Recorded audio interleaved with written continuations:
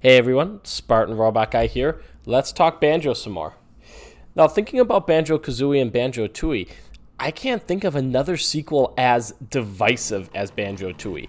I can't think of another sequel that has split the fan base so perfectly into a 50-50 camp, quite like Banjo Tooie. To say that it's divisive is a bit of an understatement. I would argue that the controversy and ongoing debate about this game overshadows the game itself. People talk more about this controversy and their thoughts on it than the quality of the game itself, and that's a bit of a shame in my opinion, because as far as I'm concerned, with or without the controversy, it's a solid game. With this video, what I want to do is I want to talk about the big reasons there seem to be for the hate toward Banjo Tooie, and whether or not I agree with them. Now, full disclosure, my personal favorite of the two is Banjo Tooie. It's kind of funny, actually. As a kid, I absolutely loved the first game and absolutely hated the second game. Today, as a cynical adult, I feel that I've grown to appreciate the complexity of Banjo Tooie. It feels like a really fun, very satisfying challenge. Whereas playing Banjo-Kazooie as an adult, it almost feels too simple. You can literally enter a world in Banjo-Kazooie and, with only one or two exceptions, collect every Jiggy in one run. And to me, that just makes the game a little too easy. Anyway, the three big reasons I observe for the current hate towards Banjo Tooie is number one, the much darker, much more morbid tone. Number two, the emphasis on backtracking. And number three, the inconsistent challenges in the game. So with this video, I'm just going to go through those three big reasons and explain whether or not I agree with them. Now, as with all of my banjo content, this is largely a matter of opinion, so if you disagree, feel free to let me know in the comments.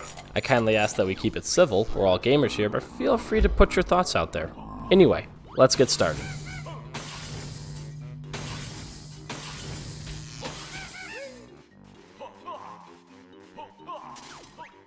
It's kind of funny, I've said jokingly in the past that Banjo Tooie was the first game of the 2000s to be a darker, grittier, quote-unquote, edgier sequel. And as I'm sure we all know and remember with Mixed Emotions, just how prevalent that was in the early to mid-2000s. All the different franchises that took a dark turn for no reason. And was Banjo the first one to do it? I don't know, but the timing coming out in 2000, right at the start of the new millennium, it almost makes sense. Anyway, it is undeniable that Banjo Tooie is a much darker game than Banjo-Kazooie. I mean, the opening scene of the game, a main character straight up dies, and they're not subtle about it either. So the complaint that Banjo Tooie is a bit darker, it's certainly true. I will not argue that it's a much darker game. But at the same time, I find myself respecting that more than anything else. The first game, there were times it felt like a Disney-fied fairy tale, but with Banjo Tooie, they were not afraid to slap little kids with straight-up dystopian themes and elements, and to me, that's more to be respected than to be criticized for. Another point to consider is that, yes, Banjo-Kazooie was quite a bit more kid-friendly, so to speak, but that's not to say there weren't dystopian elements in the game. Rusty Bucket Bay was a level all about pollution. Clanker's Cavern literally had a mechanical cyber shark being literally imprisoned underwater. Like, the games weren't necessarily happy-go-lucky 100% to begin with. It almost feels like playing the two games side by side, Banjo Tooie took some of the darker and more dystopian elements and sort of put a natural progression on them, sort of evolved them, took them one step further, so to speak. So, is this complaint valid? In my opinion, no. Yes, the games are much darker, but at the same time, that's not a bad thing either. If anything, that's a point in its favor.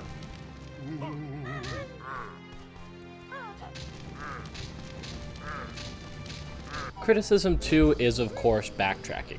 And this is probably the one thing that Banjo Tooie is the most famous, or the most notorious for, depending on who you ask. And it is absolutely a huge part of the game, so I definitely understand how some people could be turned off by just how much backtracking there is.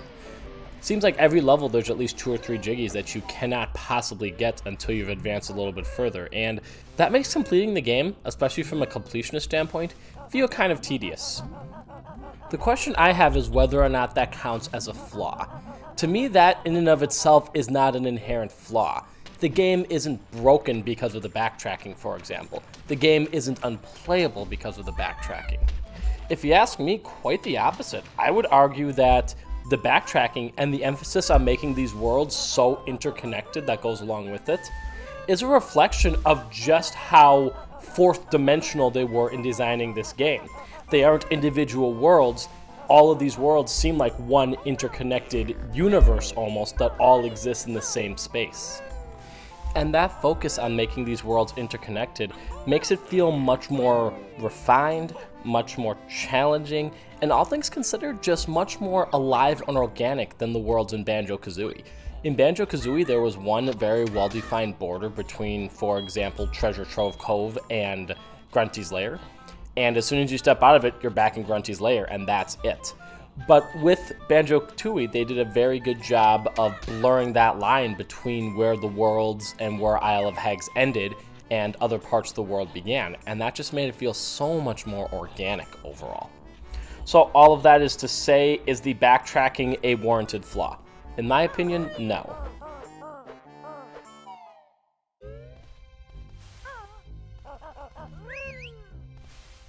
The final universal complaint I always seem to see is the difficulty. This is one thing that I agree with quite a bit. The difficulty in Banjo Tooie is not only infuriating at times, but very inconsistent. There's a very organic difficulty progression at first. The first 3 levels in particular do a very good job of essentially escalating the difficulty in a very natural manner. But then starting with Jolly Roger's Lagoon, things kind of go off the rails, and the difficulty is extremely inconsistent for the rest of the game. There are some puzzles and sequences that feel very satisfying to complete, and there are others that are just beyond infuriating. You know, for example, as a kid, I spent hours trying to get the giant snakes jig in Mayhem Temple. It felt very unfair and borderline broken to have such a challenging puzzle right at the start of the game. And of course, it's impossible to talk about Banjo Tooie's difficulty and not bring up that rematch with Canary Mary, which, the less is said about that, the better. Anyway, this is one criticism that I agree with 100%. The difficulty is extremely inconsistent, and looking at Banjo-Kazooie and how well they were able to naturally escalate the difficulty throughout the game, I'm kind of surprised they fell off the bandwagon so hard with its sequel. Anyway, all of that is to say, this is probably the only complaint that I hear levied against Banjo Tooie that I consider to be valid. Now, is the game broken for it? Absolutely not. It's unfair and brutal, but the game is not unplayable for its challenging difficulty.